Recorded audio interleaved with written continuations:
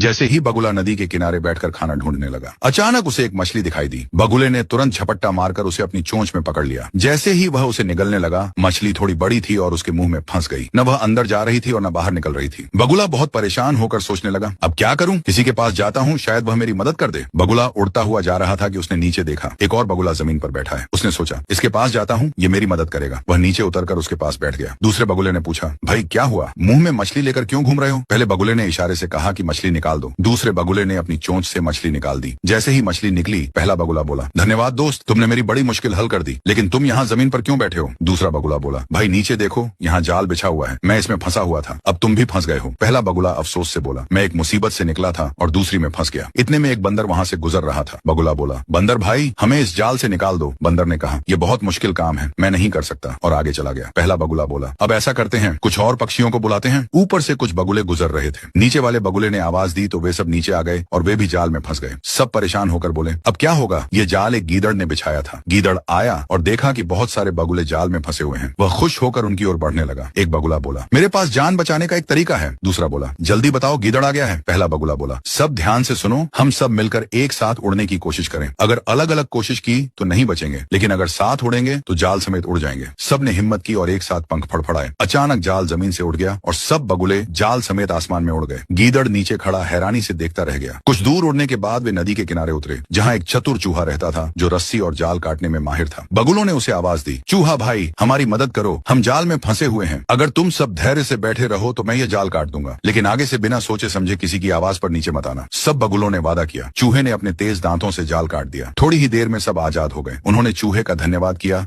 और खुशी खुशी उड़ गए। उस दिन सबने सीख लिया कि एकता में शक्ति है और जल्दबाजी नुकसान का कारण बनती है।